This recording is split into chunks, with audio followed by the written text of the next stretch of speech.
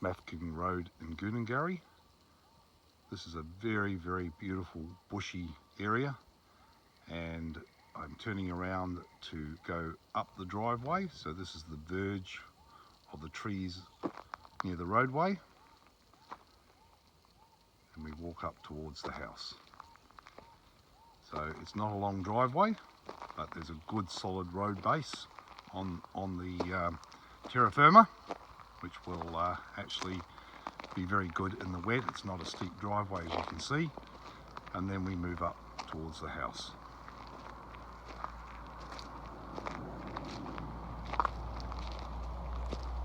So this is approximately about 11 o'clock in the morning, so we've got the shade still pretty well covering a good part of the house, which would be absolutely ideal for summer.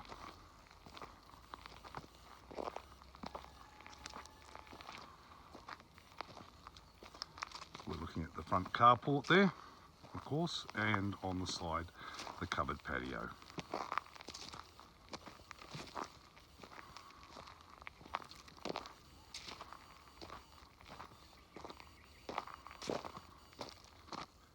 We've got 2 water tanks down there and a raised fire tank there, but also there's additional water for the home, to my knowledge.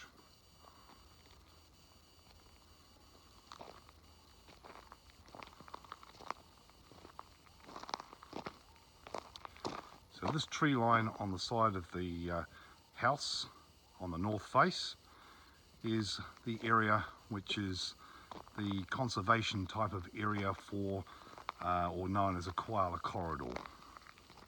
So some beautiful, beautiful, beautiful tall trees along here. Pretty steep down to the road.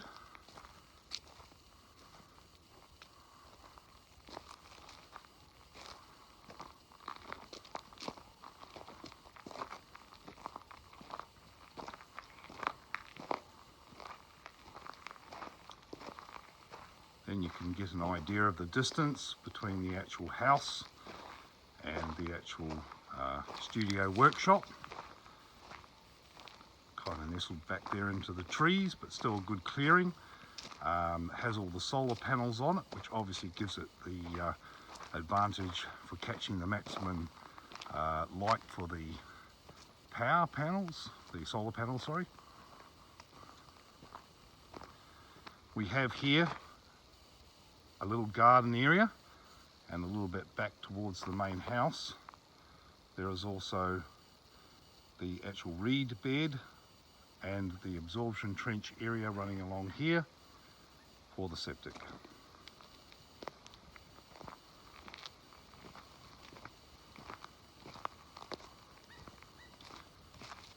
So once again, back to the studio workshop.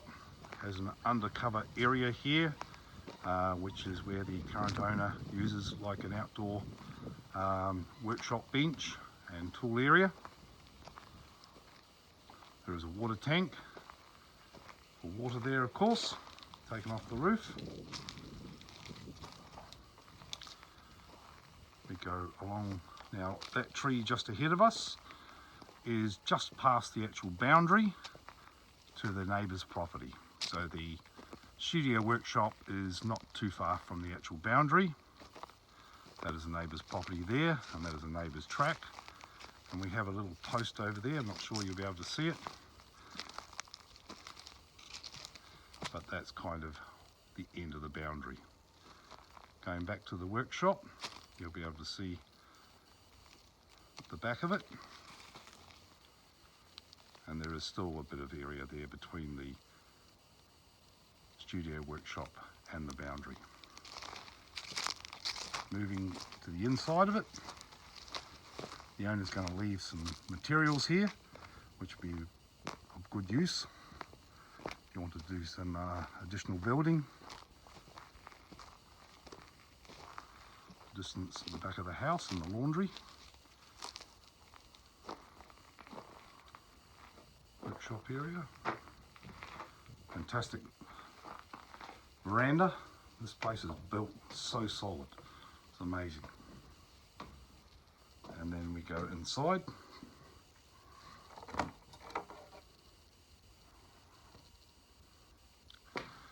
Surprisingly quite a cool interior. Just one big room, pretty high ceilings, partially lined. I think was just, you know, what was left over from different things.